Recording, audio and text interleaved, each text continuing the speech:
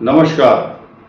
वृश्चिक राशि पर 15 नवंबर तक होने वाले विशेष ग्रहों के बदलाव परिवर्तन, उन पर विशेष चर्चा की जाएगी।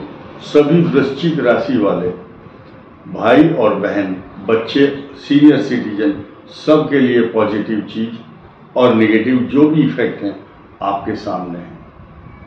नंबर 1, कर्क राशि में सूर्य का प्रवेश होते ही वृश्चिक राशि के भाग्य स्थान में सूर्य का संचरण और संक्रमण शुरू हो गया है। यानी कि ये 1 महीने तक आपके कर्म स्थान, जो पॉजिटिविटी वाला स्थान है, वो सुरक्षित और सेफ होकर के भाग्य स्थान में है वृश्चिक राशि के।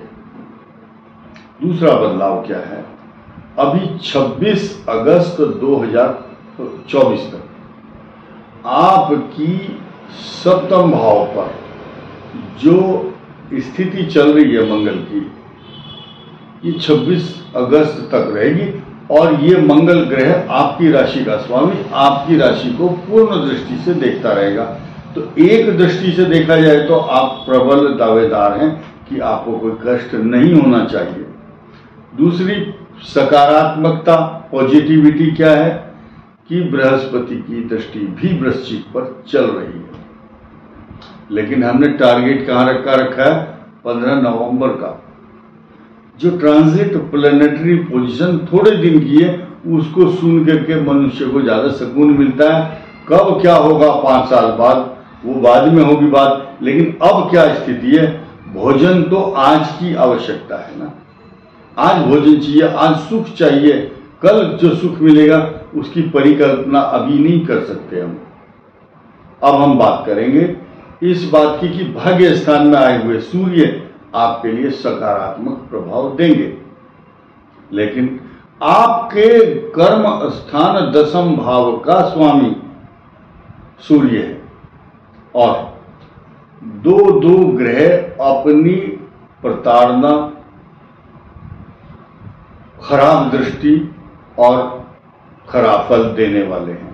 सीधे 180 अंश पर आपके कर्म स्थान को बिगाड़ने वाले, यानी कि आपके कार्यों में विघ्न डालने वाले शनि की पूर्ण दृष्टि आपके कर्म स्थान पर है। लेकिन कर्म स्थान का स्वामी सुरक्षित है। वो हमने पहले ही आपको सुरक्षित किया कि भाग्य स्थान में है आपके वृश्चिक राशि के।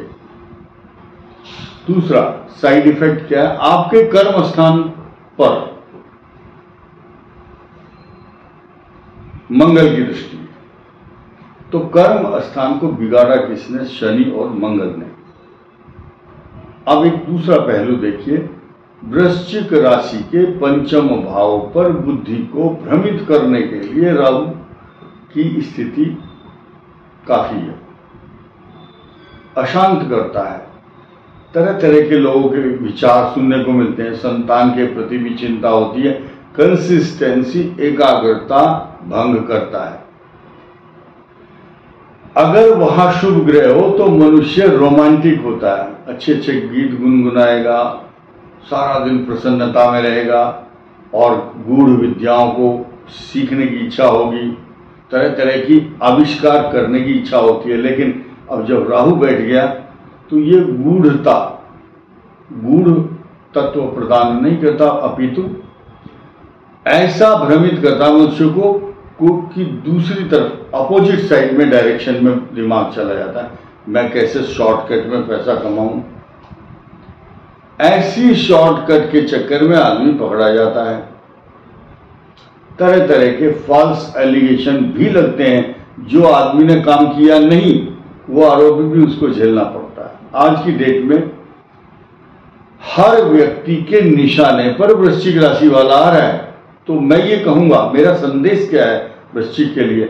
जब घर से निकलो, हर व्यक्ति को शक की दृष्टि से देखो, कहीं ऐसा तो नहीं यही आदमी नुकसान पहुंचा दे मेरे को।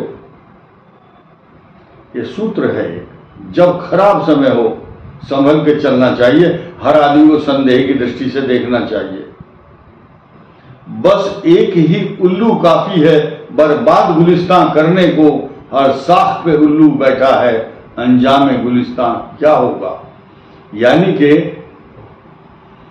एक दो ग्रह ही काफी है कष्ट देने को तो, लेकिन यहां तो कई सारे ग्रह तैयार बैठे हैं। शनि की दृष्टि वृश्चिक पर, पूर्ण दृष्टि, और राहु की दृष्टि वृश्चिक पर, ठीक है, नवम दृष्टि, और मंगल की दृष्टि वृश्चिक पर। तो अभी पॉजिटिविटी की तरफ देखेंगे तो दसम भाव केंद्र के अंदर अकेला ग्रह बुध रहेगा, प्रबल दावेदार, जो युवराज कहा गया है सृष्टि का। बुध एकादश भाव का स्वामी होकर केंद्र में है। बुध युवा वर्ग का कारक है, युवा शक्ति का। तो जो युवा शक्ति के रूप में बुध का समर्थन केंद्र में बैठ करके वृश्चिक को मिलता है, तो क्या मजबूत होता है? प्रबुद्धता। बुध शब्द का मतलब है बुद्धि, अच्छी बुद्धि रहेगी, ज्ञान, मान सम्मान, अच्छी कविता, जो जज होंगे उनके लिए शुभ, अध्यापक गण, धर्म गुरु, ज्योतिषी तथा चिकित्सक, कानून शास्त्र के विशेषज्ञ, न्यायविद, जज और फाइनेंस के काम करने वाले, LIC के एजेंट हों चाहे अधिकारी हों, सब के लिए बुध इतना इंपॉर्टेंट माना गया।